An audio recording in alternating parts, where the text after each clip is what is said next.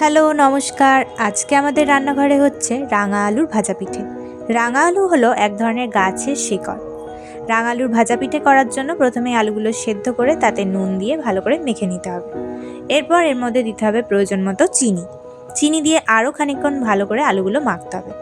এরপরে এতে দিতে হবে প্রয়োজন মতো আটা। ময়দাও দিতে পারেন, তবে আটা দিলেই ভালো। আর অনেকে চালগুঁড়িও দেয়, তবে চালগুঁড়ি দিলে খুব শক্ত হয়ে যায় পিঠেগুলো। এজন্য আমাদের বাড়িতে মা এটা আটা দিয়েই করে। মাখাটা কিন্তু খুব কঠিন, হাতের মধ্যে প্রায় চিটিয়ে যায়। তো তার জন্যে খুব ভালো করে আস্তে আস্তে মেখে খুব ধৈর্য সহকারে এটা করতে হবে। এখানে আছে মাখা সন্দেশ, যেটা বাড়িতেই বানানো হয়েছে। দুধ থেকে ছানা কেটে ছানাটাকে কড়াইয়ে দিয়ে খেজুরের গুড়ের পাটালি গ্রেট করে নেড়ে নেড়ে বানানো হয়েছে। এখানে ওই মাখাটা থেকে গোল্লা কেটে নেওয়া হয়েছে। তারপর প্রতিটা গোল্লার মধ্যে একটু গর্ত করে ওই মাখা সন্দেশটা ভরা হয়েছে। তারপর এটাকে এইভাবে মুড়ে দিয়ে দুপাশটা আরও চিপে দিয়ে পিঠের মতো আকার দেওয়া হয়েছে। ব্যাস এভাবে করেই প্রত্যেকটা পিঠে বানিয়ে নিতে হবে। এখানে আবারও একটু ওরকম গোল্লা নিয়ে ভেতরটায় গর্ত করে মাখা সন্দেশটা দিয়ে ভালো করে এরকম চিপে নিতে হবে। তারপর দুপাশটা চেপে পিঠের মতো আকার দিতে হবে।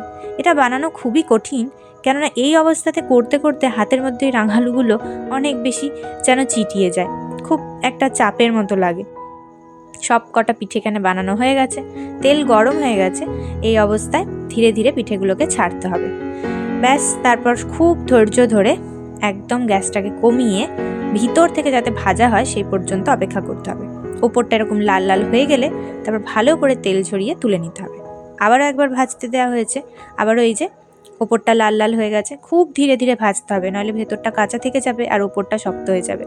তো এই যে ওপর থেকে একদম কুড়মুড় করবে, আর ভিতরটা ভীষণই নরম হয় এই পিঠেটা। চালগুঁড়ি দিলেই কিন্তু শক্ত হয়ে যাবে, তাই আমাদের চালগুঁড়ি দিয়ে করে না। এই যে সব কটা পিঠে ভাজা হয়ে গেল।